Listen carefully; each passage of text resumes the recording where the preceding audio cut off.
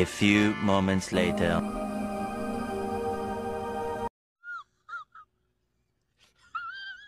Panghalo. Crispy fry.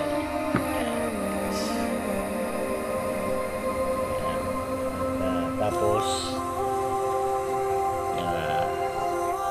ito ngayon, magpapakulo tayo ng mantika.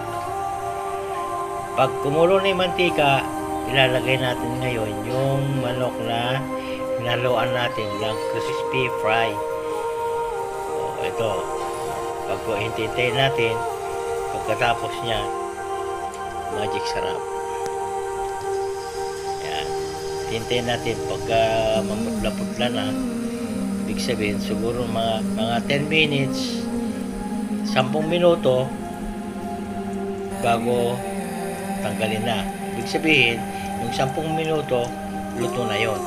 Ngayon, ilalagay naman yung iba. Ito na.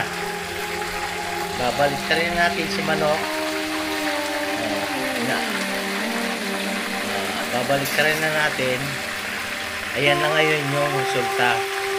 Namumutla na siya. Ibig sabihin, luto na siya.